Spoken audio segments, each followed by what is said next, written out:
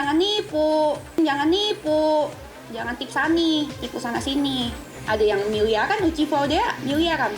Makanya aku akan melanjutkan ini biar dia sadar gitu kan, biar dia insaf.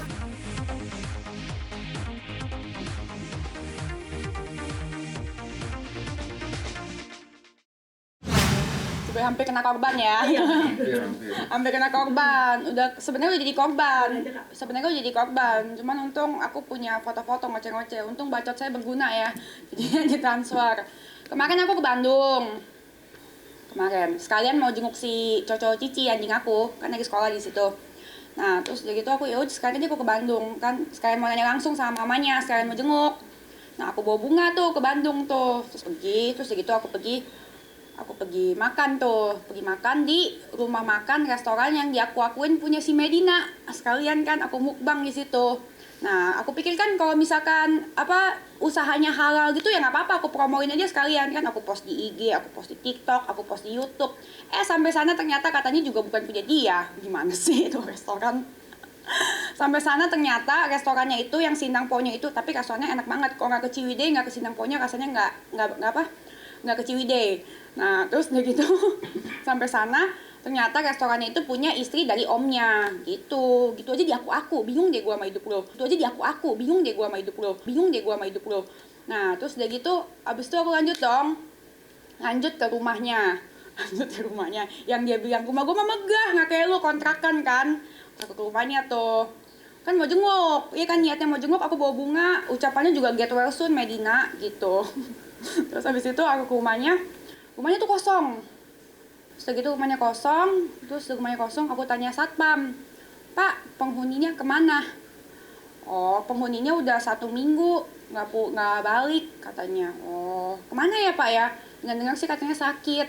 Oh, terus gitu aku tanya, ini rumahnya ngontrak apa punya sendiri Pak? Oh, setahu saya sih yang punya namanya Pak Davi apa Pak Dafu gitu, Pak Davi. Oh, terus gitu, oh berarti ngontrak ya Pak ya? Iya, ngontrak. Udah berapa lama ngontraknya? 1 tahun katanya. Berarti dia kata-katain gue ngontrak, rumah dia juga ngontrak. Itu namanya ngontrak teriak ngontrak, bukan maling teriak maling. Rumah gue mau ngontraknya di Senopati, masih mending, lebih bagus. Terus dari gitu ya itulah. Nah, aku live YouTube, sengaja emang kemarin gak bikin konten tapi live. Kenapa aku live? Itu untuk menghindari fitnah. Siapa tahu kalau gue ketemu dia kan nanti di fitnah kayak si Marisa Ica, ngomongnya dia digebukin apa segala macem. Ya udah, aku live aja untuk menghindari fitnah dan biar orang lihat yang sebenarnya terjadi apa gitu. Kan omongan suka beda-beda, jadi gue mau live YouTube aja sekarang mah udah pasti nggak bisa diedit, udah pasti benar. Gitu. Ke rumahnya di rumah sakit tuh aku kan abis dari rumahnya itu aku ke tempatnya si Coco. Tempatnya si Coco itu sebelahan ternyata sama rumah sakitnya. Abis itu aku ke rumah sakitnya, terus udah gitu nggak bisa dilihat kan, nggak boleh jenguk ya udah aku titip bunga, nggak tahu dia ada atau enggaknya kan, aku nggak lihat langsung. Aku sih sekarang orangnya kalau berhubungan tentang dia ya, kalau nggak lihat langsung aku nggak percaya ya, soalnya bukti transfer aja dipalsuin, bukti chattingan dipalsuin, udah bingung mana yang asli di hidup dia. Kontrakan aja rumah aja dia akuin punya dia, ternyata bukan. Terus udah gitu rumah makan aja restoran istri omnya dia akuin punya dia gitu. Rumah ngontrak aja mah kenapa, iya kan gitu. Yang penting jangan nipu, jangan tipu sana sini gitu. Ada yang miliaran, Uchivo dia miliaran, 1,4 atau 1,8 M gitu aku lupa. Pokoknya 9 tas Hermes palsu. Tipu sana sini. Penipuan semua berarti ya? Iya. Ya nipu lah, orang ngomongnya asli datangnya palsu. Nggak ada soal ancaman, karena kan tadi bilang ada saya diancam juga itu. Iya, kalau aku kan juga ngancem, kayangan juga ngancem. Ada juga yang ngancem, dia kan bilang mau kirimin rumahnya si Uci bom. Apa gitu. Iya, dilaporin juga kan.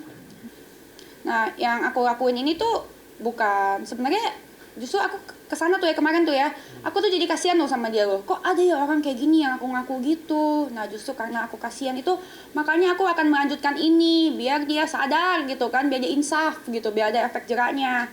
Aku sih jujur dari enak sih jadi kasihan sih ya sama dia. Justru karena saking kasihannya aku tuh mesti melanjutin ini gitu. Gue kan nggak mungkin kan, gue kan sama dia kan kenal juga. Ya gue nggak mau dia mati sebagai penipu lah ya.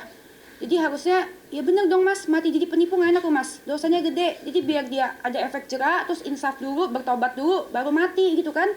Ya itu kan, jadi dia diterima kan. Mati sebagai tipsani itu tanggungannya di akhirat tuh mas. Iya bener kan mas, ya ketawa-tawa aja. Ya bener loh. Iya, mati sebagai tipsani nggak enak banget gitu kan. Utangnya kanan kiri gitu, disumpahin banyak orang banyak yang enak sama dia. Aku sih jujur udah kasihan, makanya aku mau lanjutin ini makin dalam.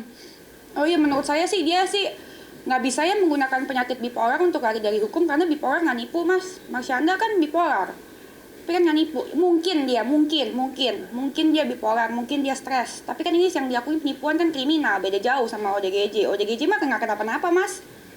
Itu nggak apa-apa kok bipolar, yang penting nggak nipu. Tipsani. Dia juga ngaku sakit mungkin supaya nggak tersentuh sama hukum kali. Bisa juga. Nah itu kan udah aku ngomong dari minggu lalu, dari hari pertama dia ngilang, aku udah curiga tuh. Jangan-jangan lo mau menggunakan penyakitnya sebagai untuk bisa lari dari hukum. Bener aja kan? Gitu. Pokoknya curiga terus deh bawahnya kok sama dia. Abis gimana dibohongin terus? Berkali-kali selalu dibohongin sih, nggak pernah enggak sih. Nggak ada yang jujur dari ucapannya dia. Beneran? Sempet nanya, kalau bipolar masih bisa terjerat hukum ya, kecuali dia gila, nggak bisa bedain warna. Yang bener-bener kalau ditanya, nah teriak-teriak nangis. Kan dia enggak, ditanya-tanya, minta DP, transfer. Berarti kan dia berencana, otaknya pintar, cuman diperlakukan dengan salah aja, jahat. Dan dia tuh orangnya jahat. Abis melakukan penipuan dalam bentuk jenis apapun, dia nggak ada merasa bersalah sama sekali. Malah dia galak tipsaninya. Beneran. Dia cocok tuh jadi brand ambassador pinjol. Beneran deh, cocok. Dia tipsani. Terus udah gitu, dia itu menggunakan modus itu semua sama. Kalau kalian nonton podcast aku sama podcastnya Uya, sama korban-korban, modusnya sama. Pertama-tama, dia akan menggunakan rasa belas kasihan. PDKT sambil rasa belas kasihan. Kasih fotonya yang di, apa namanya tuh, yang apa di rumah sakit lah. Terus kasih kalau ke aku, kasih foto yang disayat-sayat.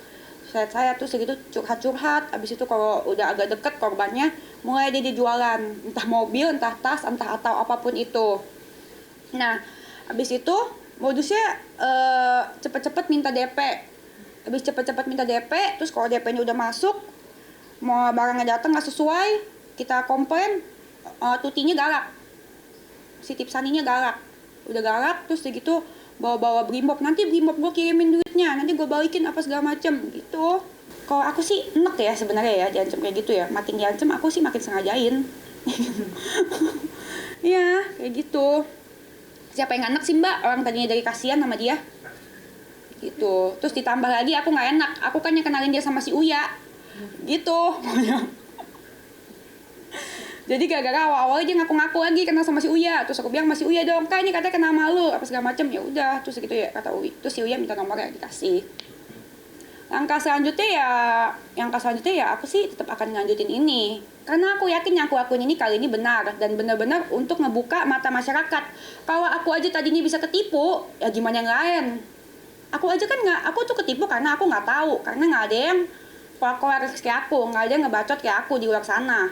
Gitu. Jadi aku bisa kena. Nah gitu. Uya juga bisa kena.